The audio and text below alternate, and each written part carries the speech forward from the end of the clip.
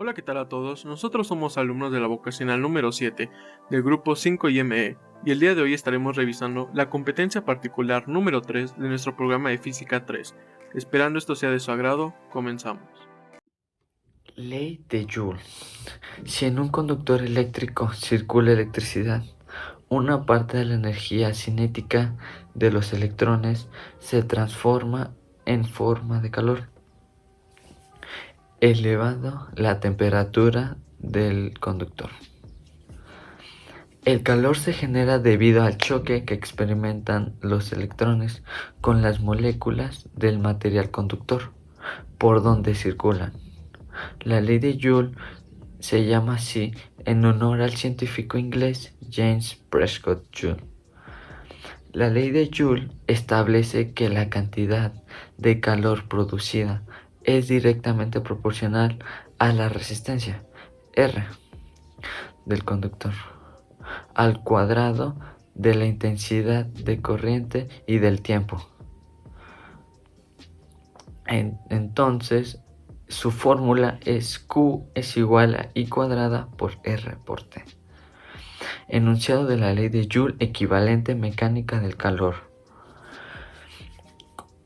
Con su experimento, Joule se propuso a demostrar que se podía elevar la temperatura del agua transfiriéndole energía mecánica.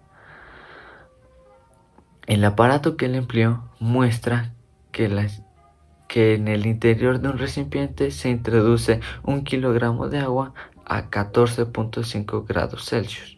Joule encontró la disminución de energía potencial es proporcional al incremento de la temperatura del agua. La constante de la proporcionalidad es igual a 4.18 joules. Por lo tanto, 4.18 joules de energía mecánica aumenta la temperatura de 1 gramo de agua en 1 grado. Potencia eléctrica. La potencia eléctrica es la proporción por unidad de tiempo o ritmo con la cual la energía eléctrica es transferida por un circuito eléctrico, es decir, la cantidad de energía eléctrica entregada o absorbida por un elemento en un momento determinado. La unidad del sistema internacional es vatio o watt representado con W. Cuando una corriente eléctrica fluye en cualquier circuito, puede transferir energía al hacer un trabajo mecánico o termodinámico. Energía eléctrica. La energía eléctrica es la forma de energía que resulta de la existencia de una diferencia de potencial entre dos puntos, lo que permite establecer una corriente eléctrica entre ambos cuando se le ponen en contacto por medio de un conductor eléctrico. La energía eléctrica puede transformarse en muchas otras energías, tales como la energía luminosa o luz, la energía mecánica y la energía térmica. Hola, mi nombre es Rosandra Roche Miguel y voy a hablar sobre la eficiencia energética. En el caso de la electricidad, la eficiencia energética eléctrica se calcula en términos de consumo específico eléctrico, es decir, la cantidad de energía eléctrica necesaria para fabricar un determinado producto o para presentar un determinado servicio. Técnicamente se expresa de la siguiente fórmula: es consumo específico eléctrico igual a energía consumida en kilowatts por hora sobre energía de producto o servicio. Para calcular la eficiencia eléctrica asociada a determinada etapa o sector en concreto de un proceso, es necesario medir tanto el consumo eléctrico como la producción y o la explotación asociados, existiendo para ellos diversos hardwares y softwares, especialmente ideados para correlacionar dichos parámetros en 2 o 3 dimensiones. Efecto Joule y la eficiencia. La calefacción mediante el efecto Joule no suele ser muy recomendable como sistema de calefacción principal en primeras viviendas. Si bien es cierto que el rendimiento de estos equipos a base de resistencia suele ser de 1 kW por hora de energía eléctrica consumida, se consigue emitir 1 kW por hora de energía térmica. La obtención de este kilowatt de energía eléctrica ha supuesto unas importantes cantidades de emisión del mix energético. En el momento en el que toda la energía eléctrica sea limpia, será un sistema sostenible, aunque no eficiente. ¿Por qué se dice que si en un rendimiento cercano al 100% no es un sistema eficiente? Porque hoy en día existen sistemas eléctricos que son 1 kW de energía eléctrica consumida que consiguen un mínimo de 4 kW de energía eléctrica térmica mediante sistemas de base de bomba de calor, y además estos sistemas están en continuo desarrollo para la mejora de eficiencia. Bien, ahora hablaremos sobre los agrupamientos de resistores, sus tipos y características. Una resistencia o resistor es un componente pasivo en un circuito que proporciona resistencia al flujo de corriente. Hay muchos tipos diferentes de resistencias. Estas resistencias varían su construcción, capacidades de disipación de potencia y tolerancia a varios parámetros, como temperatura y luz. Los tipos de resistencias incluyen las resistencias de composición de carbono, los transmisores, las resistencias de alambre enrollado, las resistencias de película de metal, las resistencias variables, los varistores, las resistencias dependientes de luz. El primer tipo es la resistencia de composición de carbono. Una resistencia de composición de carbono, también conocida como resistencia de carbono, es una resistencia muy utilizada. Estas resistencias son de bajo costo y fáciles de construir. Las resistencias de carbono están hechas principalmente de composición de arcilla de carbono cubierta con una caja de plástico. El cable de la resistencia está hecho de cobre castañado, y las principales ventajas de estas resistencias son que están disponibles, son de bajo costo y son muy duraderas. Estas resistencias también están disponibles en una amplia gama de valores, de los cuales van desde tan solo 1 ohm hasta 22 megaohms. Por estas razones, las resistencias de composición de carbono a menudo se incluyen en muchos de los mejores kits de inicio de Arduino. Una de las desventajas de las resistencias de composición de carbono es que son muy sensibles a la temperatura, pero esto no es una preocupación para la mayoría de proyectos electrónicos que se llevan en casa. En este tipo de resistencias tienen una tendencia de producir algo de ruido eléctrico debido al paso de corriente eléctrica que pasa de una partícula de carbono a otra. Cuando el bajo costo es el criterio principal para diseñar un circuito en lugar de su perfección de rendimiento, estas resistencias son las más utilizadas. Número 2. Termisor. La palabra termisor significa una resistencia térmica. Su valor de resistencia cambia con el cambio de temperatura. La mayoría de los termisores tienen un coeficiente de temperatura negativo, lo que significa que una resistencia caerá cuando la temperatura aumente. Estos normalmente están hechos de materiales semiconductores. Se puede obtener la resistencia de hasta unos pocos megaohmios a partir de termisores. Se utilizan para destacar los pequeños cambios de temperatura. Cuando hay un cambio de temperatura, por pequeño que sea, habrá un gran cambio en el valor de la resistencia. Casi cero, entonces la variación de resistencia con respecto a la temperatura es insignificante. El cable tiene una cubierta aislante con el esmalte horneado. Esta cubierta de material aislante resistente al calor resiste el efecto de la variación de la temperatura ambiente. Se pueden lograr diferentes tamaños y clasificaciones en resistencias enrolladas de alambre usando diferentes longitudes y diámetros del cable. Estas resistencias están fácilmente disponibles para una amplia gama de clasificación. El rango de valores de resistencia varía de 1 ohm hasta 1 megaohm. El límite de tolerancia típico de estas resistencias varía de 0.01% al 1% y se puede utilizar para aplicaciones de alta potencia de 5 a 200 watts de potencia de disparación. El costo de estas resistencias es mucho mayor a las resistencias de carbono. Normalmente se usa una resistencia de alambre enrollado donde se usa una resistencia de composición de carbono. No puede cumplir el propósito debido a sus limitaciones. La principal desventaja de estas resistencias es la inductancia, que surge debido a su estructura en forma bobina. A alta frecuencia, el comportamiento del circuito puede cambiar debido a su reacción. Este problema puede resolverse si la mitad del cable se enrolla en una dirección y la otra mitad en la dirección opuesta. Número 4. Resistencia de película de metal. Esta resistencia se constituye mediante la disposición de una película delgada de un metal conductor como carbono puro o metal sobre un núcleo aislante. El valor deseado de la resistencia de película de metal se puede obtener fácilmente recortando la capa del grosor o cortando las ranuras helicoidales del paso adecuado a lo largo de su longitud. La tapa de contacto metálica está instalada en ambos extremos de la resistencia. Las tapas están en contacto a la película conductora o las ránulas helicoidales. El cable conductor está soldado a la tapa de los extremos. Las resistencias de la película de metal se pueden hacer hasta un valor de 10.000 megaohms y el tamaño de este tipo de resistencia es mucho más pequeño que una resistencia de alambre enrollado. Debido a sus características de constitución, estas resistencias son completamente no inductivas. El nivel de precisión de las resistencias de película metálica puede ser de orden de un más o menos 1% y son adecuadas para la aplicación en alto grado. Las resistencias de película de carbono ofrecen tolerancias más bajas y valores de resistencia eléctrica más pequeños. Resistencias variables significa que su valor de resistencia se puede ajustar, similar a un potenciómetro. Tiene un eje giratorio y un contacto de limpieza. Básicamente hay una barra de bobina semicircular resistiva y al limpiar el contacto cambiamos la longitud efectiva del elemento receptivo y por lo tanto la resistencia cambia. Un ejemplo de tales resistencias es el reosfato. La resistencia variable o el reostato también pueden ser de tipo deslizante lineal, donde el contacto deslizante se mueve linealmente sobre el elemento resistivo para ajustar el valor de la resistencia efectiva. Número 6. Resistencia no lineal o varistor. También se conocen como varistores. Son populares por tener la curva característica. No lineales. Su resistencia no es uniforme y no obedecen a la ley de Ohm. Están hechas de materiales como los carburos de silicio y el óxido de zinc. Y hay 3 tipos de varistores.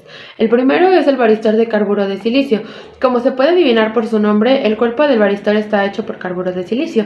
Fue utilizado ampliamente una vez, antes de que el nuevo MOV llegara al mercado. Antes se utilizaban intensamente en las aplicaciones de alta potencia y alto voltaje. Sin embargo, atraen una corriente de áspera significativa y este es el principal inconveniente de este tipo de varistores. El segundo tipo de varistor es el varistor de óxido de metal. Dado que los varistores de carburo de silicio tenían algunos inconvenientes serios, se desarrolló otro tipo de varistores, los varistores de óxido de metal. Proporcionan muy buena protección contra los transitores de voltaje y ahora son bastante populares. Aquí el cuerpo está hecho de un óxido de metal, principalmente granos de óxido de zinc. Estos se pesan como una masa cerámica con un 90% de granos de óxido de zinc y otro 10% de óxidos metálicos como el cobalto, el bismuto y el magnesio. Esto se intercala entre las dos placas de metal. El 10% de los óxidos metálicos de bismuro, de cobalto y magnesio actúa como un agente aglutinante de los granos de óxido de zinc para que se mantenga intacto entre las dos placas de metal. Una desventaja de este tipo de varistor es que la corriente de sobreprotección depende del ancho del pulso transitorio y del número de repeticiones de pulso. Por lo tanto, para un pulso transitorio con un ancho pulso alto, la corriente de sobretensión aumentará y puede causar problemas de calentamiento. Sin embargo, este calentamiento puede evitarse disipando la energía que absorbe del pulso transitorio. Y por último, el varistor de montaje en superficie. Son como todos los demás varistores utilizados principalmente en circuitos de protección. El cuerpo puede ser óxido de metal, de carburo o de silicio. La principal diferencia entre estos varistores y los varistores tradicionales es que el tamaño del pequeño está constituido utilizando la tecnología del montaje de superficie. Esto significa que estos dispositivos se pueden conectar fácilmente a una PCB. Número 7. Resistencia dependiente de la luz. Una resistencia dependiente de la luz, o LDR, varía en resistencia dependiendo de la intensidad de la luz que caiga sobre ella. Está hecho de sulfuro de cadmio que contiene una pequeña cantidad de electrones cuando no está iluminando. Cuando un rayo de luz cae sobre él, los electrones se expulsan y por lo tanto aumenta su conductividad. Por lo tanto, ofrece baja resistencia cuando la luz cae sobre él y ofrece alta resistencia en la oscuridad.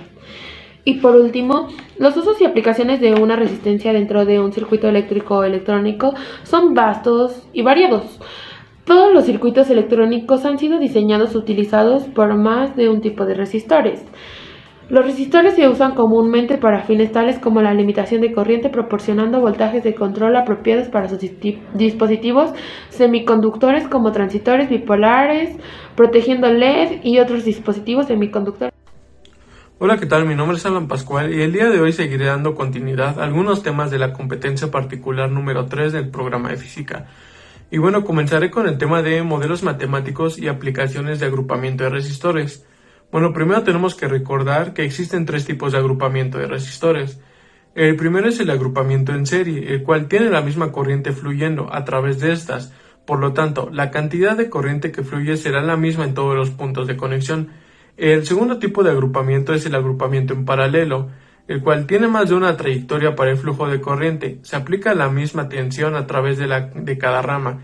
Si la resistencia de carga en cada rama es la misma, la intensidad de corriente que circula por cada rama será la misma.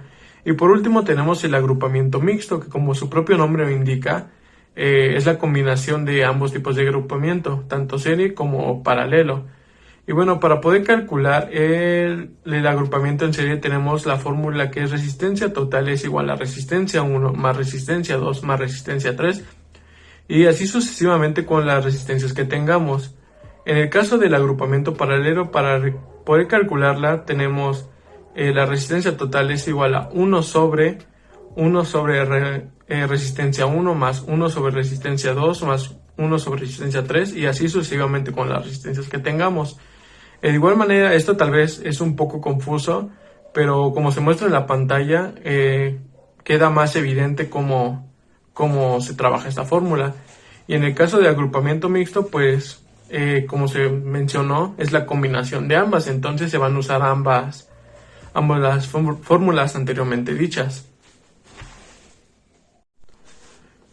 El siguiente tema a tratar es sobre las leyes de Kirchhoff, y bueno, no voy a entrar mucho en detalle en estas porque más adelante se explicarán ya con fin de detalles las fórmulas que se ocupan y algunos ejemplos. Pero bueno, muy por encima, existen dos leyes. La primera se basa en la ley de la conservación de la energía, la cual debemos de recordar que la energía no se crea ni se destruye, solo se transforma. Teniendo este concepto clave, tenemos que la primera ley enuncia que en cualquier nodo la suma de las corrientes que entra en ese nodo es igual a la suma de las corrientes que salen. La segunda ley se basa en los circuitos eléctricos.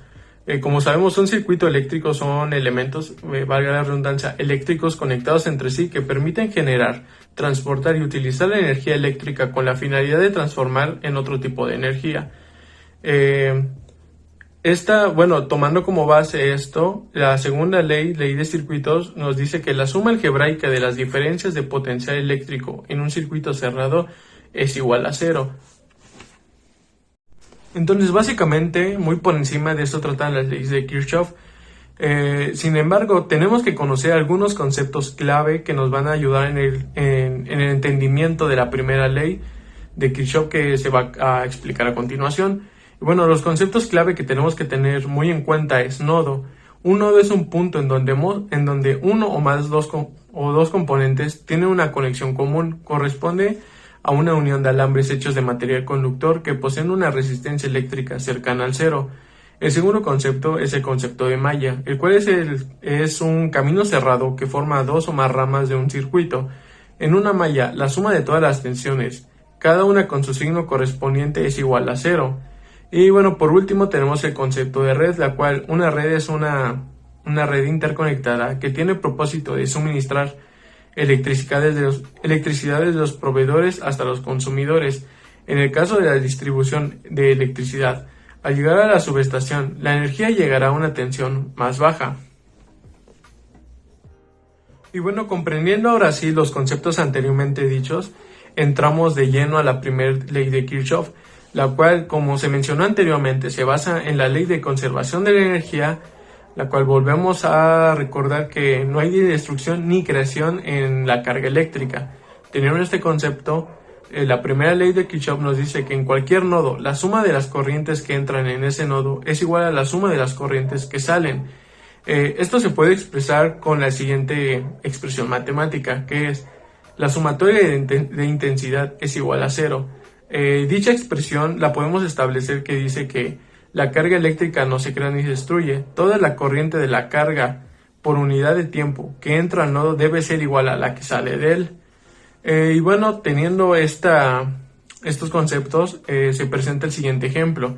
Como podemos analizar en la imagen, tenemos la representación gráfica de dichos nodos, que prácticamente es la suma de la corriente que entra a un nodo es igual a la suma de las corrientes que salen de él. En esta imagen podemos ver claramente que de eso se trata. Y bueno, por mi parte sería todo. Muchas gracias. Bueno, hoy les voy a hablar acerca de la ley de las tensiones o la segunda ley de Kirchhoff. Soy José Manuel y pues empecemos. Dice que en un circuito cerrado la suma de las tensiones de las caídas es igual a la tensión total suministrada, ¿no? Y que la suma algebraica del diferencial de potencial eléctrico de un circuito es igual a cero, ¿no? Hasta ahí bien. Pero yo lo tomé de otra forma y pues es tan simple como que todo lo que sube baja, ¿no? Y que pues ¿qué es todo? Pues todo son las tensiones, ¿no? Entonces pues todas las tensiones que suben o que bajan de un circuito es igual a todas las tensiones que suben o que bajan en una malla, ¿no? Y pues ¿qué es una malla? Pues una malla es cualquier circuito que está cerrado, ¿no? Entonces pues cuando tienes un problema de mallas, pues utilizas esta ley y pues es tan fácil para resolver, ¿no? Y pues recordemos que se empieza en la masa, ¿no? Y en la masa siempre tienes 0 volts. Así que pues podemos empezar, ¿no? Y bueno, tenemos 12 volts y nos damos la idea de que vamos corriendo y de que pues siempre hay que recordar que vamos de menos a más, ¿eh? Siempre hay que recordar eso. Pues ya vamos de menos a más y nos damos un chute de 12 volts, ¿no? Y vamos, bien felices. Pero pues hay una resistencia, ¿no? Y pues las resistencias que hacen, pues las resistencias siempre te quitan, siempre pierdes energía, ¿no? Así que pues ni idea, ¿no? Tendríamos que preguntarle a Ohm para saber cuánto perdemos, ¿no? Y él enuncia que la fórmula que es B es igual a I por R, ¿no? Ni idea cuánto perdemos, pero pues sabemos el valor de R, ¿no? Que es la resistencia, que son 3, entonces es I por 3, ¿no? Hasta ahí todo bien. Pero la ley de la tensión tiene algo muy bueno, y es que es perfecta para el 95% de los circuitos, ¿saben? Porque puedes encontrar cualquier valor que te den en un circuito, ¿no? Porque pues, estás analizando un circuito de alguien, ¿no? Y llegamos, pues bueno, después de eso, tenemos que darnos la idea de que, bueno, seguimos en el circuito y nos quitaron, ¿no? Energía, pero ni sabemos en cuánto, ¿no?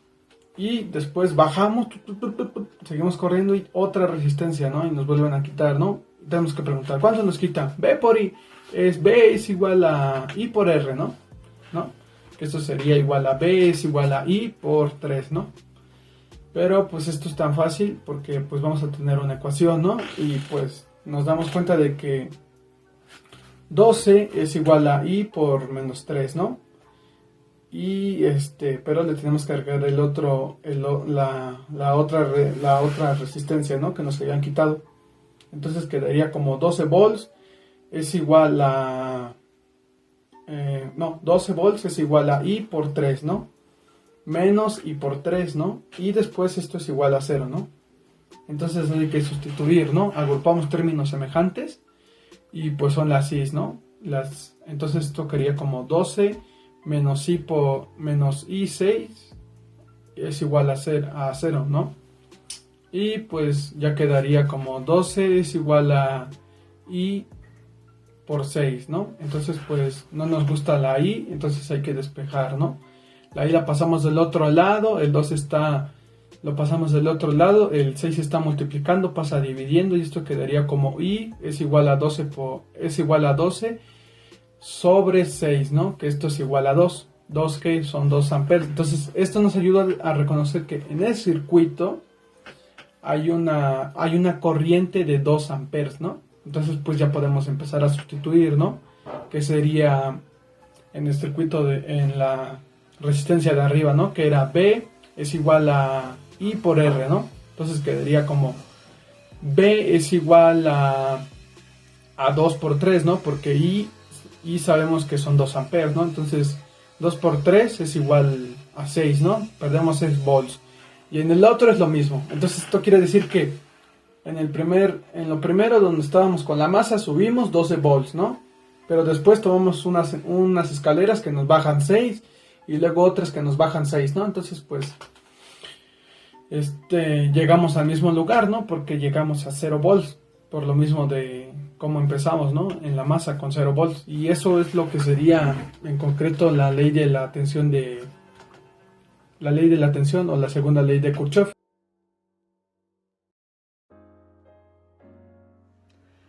Muy buenas tardes, profesor. Mi nombre es Josué Lara Olvera. Yo hablaré de la unidad 3, fuentes electroquímicas. Bueno, aquí más que nada se habla de una descripción general de una celda electroquímica elemental. Bueno, los elementos de una fuente electroquímica elemental son el electrodo, el electrolito, despolarizado y el recipiente.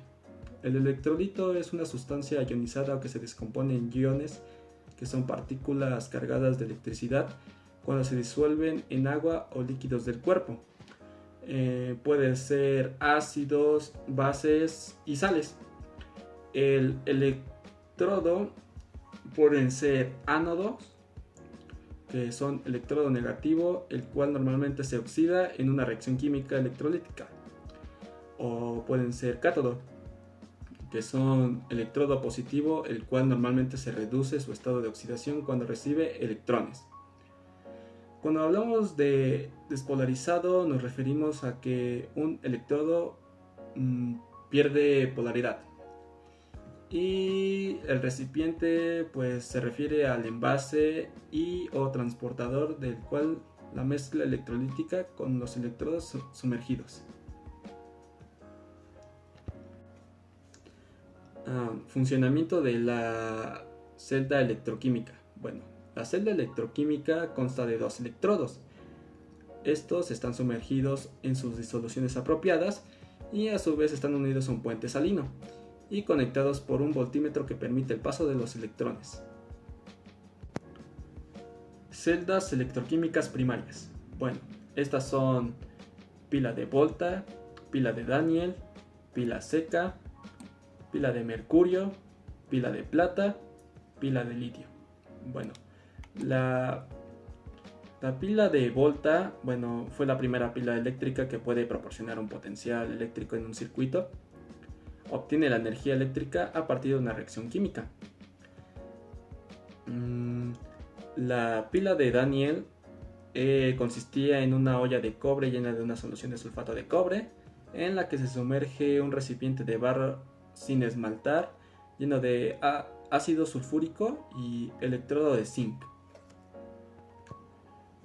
La pila seca está formada por unas celdas galvánicas con electrolíticos pastosos. La pila alcalina, bueno, esta pila, o también llamada de tipo Mayorizón, se fundamenta en la reacción de oxidación-reducción que se da entre el zinc metálico y el dióxido de manganeso. Pila de mercurio, bueno, es una batería electroquímica no recargable. Es una celda primaria. Las baterías de mercurio utilizan una reacción entre el óxido de mercurio y electrodos de zinc en un electrolítico alcalino. Pila de plata. Una pila de plata, bueno, es un óxido de plata o pila de plata. Es una celda primaria o una relación relativamente muy alta de energía por peso. Pila de litio. Bueno, es una batería de litio o es una celda galvánica primaria que tiene un ánodo de metal de litio o compuesto de litio. Se distingue de otras baterías por su alta densidad de carga y alto costo por unidad. Celdas electroquímicas secundarias. Bueno, aquí están la pila ácido plomo y la pila seca níquel cadmio. Bueno, la pila ácido plomo, bueno, es una pila que está recubierta por ácido de plomo y el electrodo negativo por un plomo esponjoso.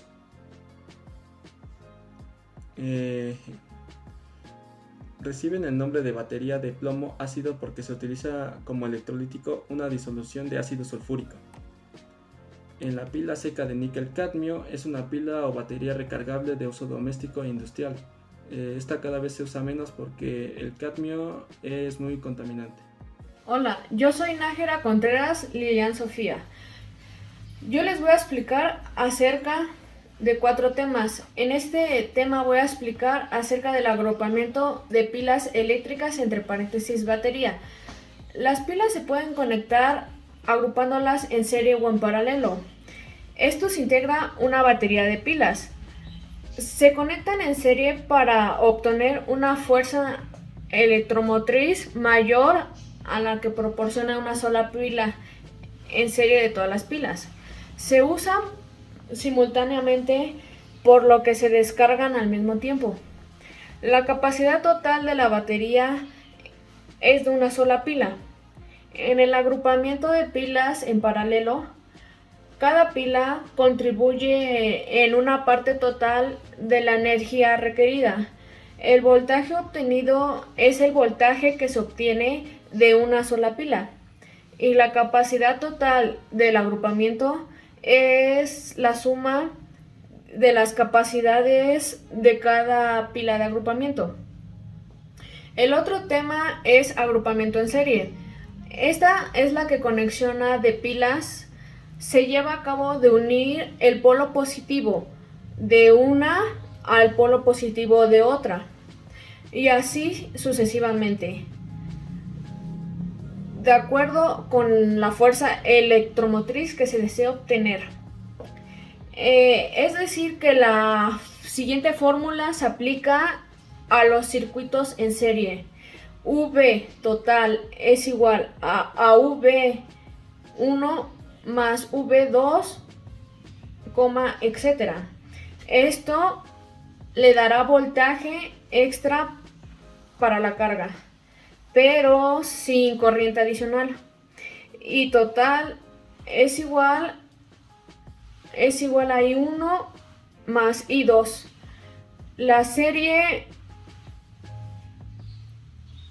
que aparece en el ejemplo 1 funciona a 36 voltios con una capacidad de corriente de 1 A. Ahora el agrupamiento paralelo. La conexión de pilas paralelo se efectúa al enlazar todos los polos positivos por un lado y todos los negativos por otro lado, para así obtener el mismo potencial. En su siguiente fórmula se aplican los circuitos paralelos. I total es igual a I1 más I2, etc. Esto le proporcionará una corriente extra para la carga, pero sin tensión adicional.